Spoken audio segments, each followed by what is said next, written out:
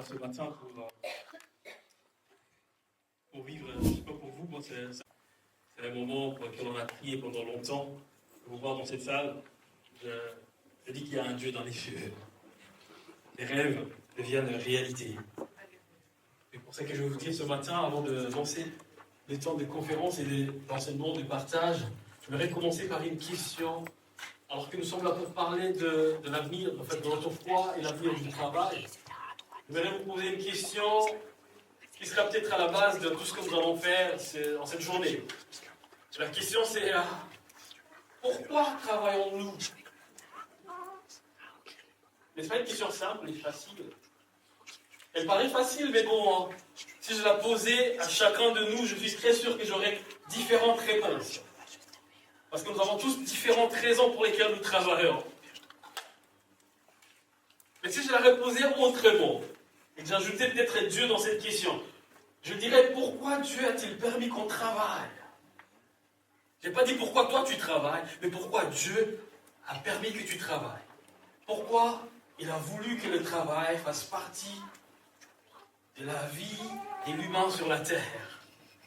J'entends quelqu'un qui dit, oui, en fait, pourquoi j'aurais bien voulu vivre la vie sans avoir à travailler, sans être obligé de travailler. Mais je verrai que, alors que nous répondons à cette question, pourquoi je travaille, il y a certains qui me diront, c'est pour payer des factures, n'est-ce pas? C'est important. D'autres ils diront, mais je travaille pour réussir dans ma vie. Encore une fois, il faudra qu'on définisse c'est quoi réussir, ça veut dire quoi. Et d'autres qui diront, mais c'est juste parce que je vais m'épanouir. Et d'autres ils vont dire, bon, je vais laisser quelque chose derrière moi. Et d'autres ils diront, moi je travaille parce que je vais offrir quelque chose à mes enfants. Toutes ces réponses sont bonnes, c'est très important tout ce que nous sommes en train de dire. Mais je pense qu'à cette réponse de pourquoi Dieu nous a permis de travailler, les réponses à cette question de pourquoi Dieu nous a permis de travailler, les réponses varient aussi au fur et à mesure que nous avançons avec les temps. Dans la modernité, dans la post-modernité, il y a des gens qui viennent avec différentes réponses. Mais je vais ici commencer avec une réponse qui ne dépend pas du temps, mais une réponse qui part peut-être de l'origine du temps. Pourquoi Dieu a voulu que nous puissions travailler? Nous passons la moitié de notre temps éveillé, bon, surtout en France, la moitié de notre temps éveillé au travail. Ailleurs, c'est un peu plus. Mais si ce qui prend la moitié de notre temps éveillé n'a pas sa place dans ce que Dieu est en train de faire, peut-être que nous ne les faisons pas bien. Nous avons développé beaucoup de programmes dans nos églises. Nous savons pourquoi nous prions, je l'espère. On sait pourquoi on prie. Nous savons pourquoi nous allons à l'église, n'est-ce pas? Nous savons pourquoi nous devons évangéliser. Mais souvent, on ne sait pas pourquoi on doit travailler. L'église nous prend, pour la plupart d'entre nous, 3 heures de la semaine. Et pourtant, le travail nous prend la majorité de notre temps éveillé. Pourquoi on travaille? L'église, on a développé des théologies du salut, la sétoriologie. On a développé la théologie de l'église, l'ecclésiologie. On a développé la théologie de la familiologie. On a développé beaucoup de théologie. On sait qu'il fait partie de notre vie de tous les jours. Mais parlons de la théologie du travail. La majorité des chrétiens ne sont pas au courant. Nous ne savons pas ce que ça veut dire. Et si j'aimerais, pendant quelques minutes, vous raconter une histoire, ce serait peut-être l'histoire du travail, mais je la rencontrerai en trois actes. Premier acte. Le travail, une bénédiction de Dieu. Lorsque nous parlons du travail, beaucoup pensent immédiatement à Genèse chapitre 3. Qu'est-ce qui s'est passé? Le péché est venu et Dieu a dit, c'est à la sueur de ton front que tu mangeras. Alors qu'on pense travail, on se dit, le travail a commencé dans Genèse chapitre 3. Et pourtant, lorsque vous ouvrez la Bible, le travail apparaît avant le péché. Bien avant l'errance, bien avant la souffrance, bien avant la fatigue, bien avant la chute, le travail existait. Et le premier travailleur, lorsque nous ouvrons la Bible, la première mention de Dieu dans la Bible, au commencement, Dieu créa les cieux et la terre.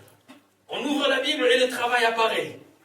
Et qui travaille? Le premier travailleur, ce n'est pas l'humain. Comme pour dire, avant que le travail ne soit une activité humaine, c'est une initiative divine. Le travail n'a pas commencé avec nous. Le travail apparaît avec Dieu. Avant même que l'humain ne travaille, Dieu travaille. Pendant 6 jours, il crée, il organise, il sépare, il donne un nom, il évalue, puis il crée l'être humain à son image. Immédiatement, on peut le voir dans Genèse chapitre 1er, verset 27, il lui confie une mission. La première mention du travail, c'est Dieu. La première mention de la bénédiction dans la Bible, c'est le travail. Genèse chapitre 1er, verset 28, il dit, Dieu les bénit. Et Dieu leur dit, soyez féconds, multipliez, remplissez la terre, assujettissez-la, dominez. Dieu, il bénit. Et la première chose qu'il dit, allez au travail. Un peu pour dire, la bénédiction n'est pas détachée du travail de l'humain. Et la première bénédiction de l'humain peut-être sur la terre aurait été de travailler. Il y a quelqu'un qui a dit, dans les jardins d'Éden, il n'y avait pas de temple, il n'y avait pas de prêtres, il n'y avait pas de sacrifices, parce qu'au fait, la meilleure des choses qu'on aurait à offrir à Dieu, c'était le travail qu'on faisait.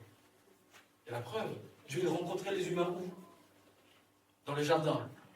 C'est leur lieu de travail. Dieu les rencontrait au bureau.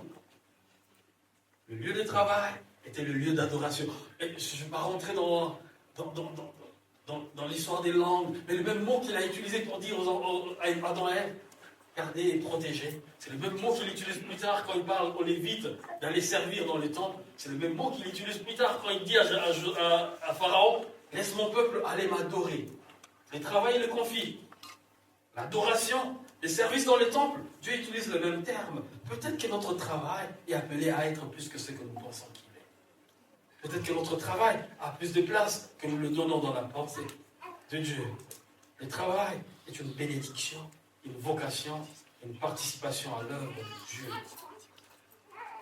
Et si telle est la vision de Dieu, comment sommes-nous arrivés à considérer le travail comme un fardeau, comme une course, et parfois même comme une idole? C'est parce que Genèse 3 existe aussi. Dans Genèse 3, le péché est venu.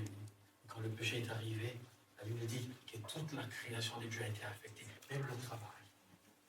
Et juste après, dans Genèse chapitre 11, on voit la tour des Babel. Le travail est utilisé pas pour faire marcher, pour contribuer à ce que Dieu fait, mais le travail est utilisé pour aller à l'encontre de la volonté de Dieu. Ils disent, bâtissons-nous une tour, pour que nous ne puissions pas être dispersés, que nous restions ici au même endroit. Dieu a dit, allez, remplissez. Il dit, nous, on veut rester là. On va travailler pour ne pas faire ce que Dieu veut. Conséquence du péché, on pousse à travailler pour des raisons qui ne sont pas les meilleures, les bonnes raisons que Dieu a données. Et plus tard, on le voit même dans Exode. La Bible dit que les enfants d'Égypte, ils ont pris le travail, ils ont utilisé le travail pour détruire Israël. C'est comme ça qu'on a utilisé les enfants d'Israël comme des esclaves. Le travail dur pour détruire son semblable. Pourquoi? Parce que le péché est arrivé. Je le disais à un ami pasteur, j'ai dit, sais-tu qu'au ciel, on risque de travailler? Et le pasteur a dit, encore?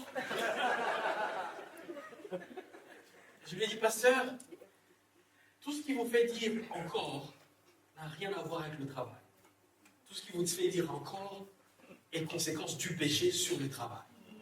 Parce que le travail qu'on aura aussi, parce qu'on nous a, on dit on va chanter éternellement, écoutez, chanter pendant 2 heures, ça, je suis déjà fatigué. La Bible dit on va adorer, oui. Mais l'adoration, c'est pas le chant.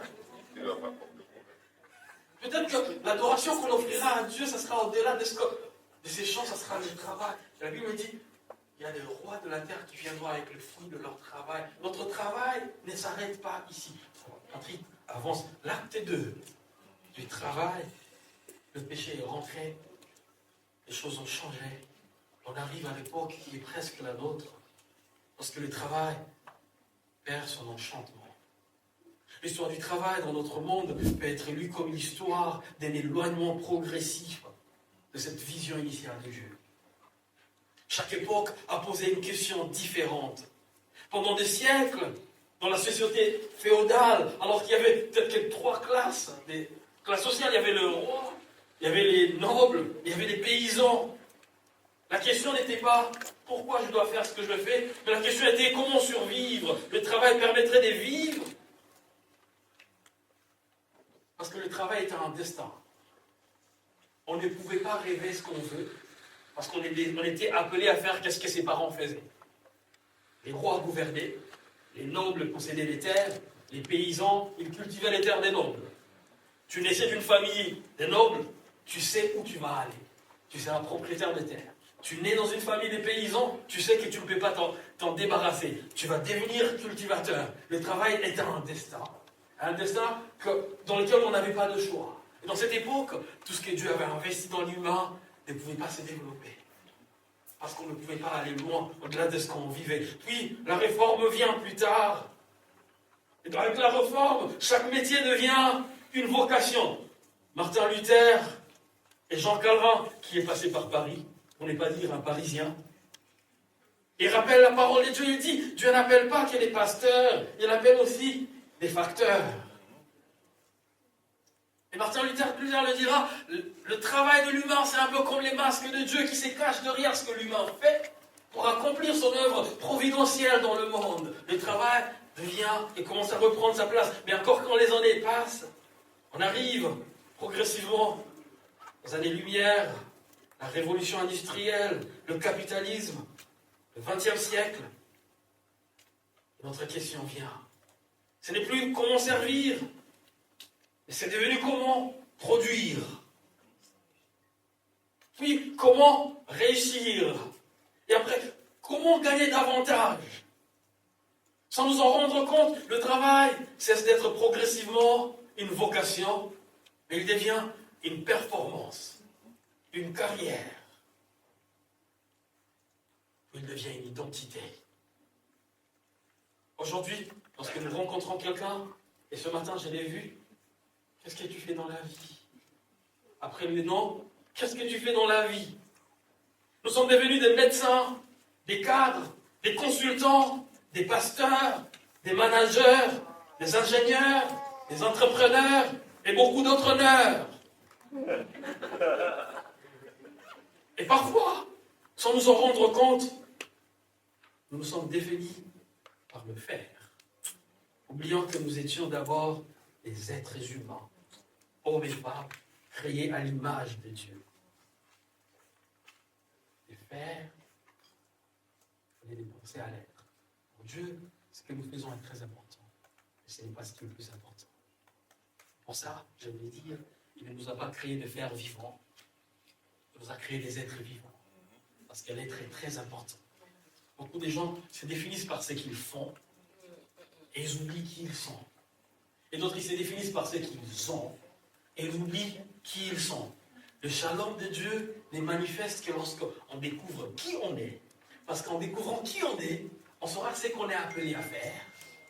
Et après, en faisant, on aura ce qu'on est censé avoir. Ceux qui font sans être, ils n'ont pas la paix.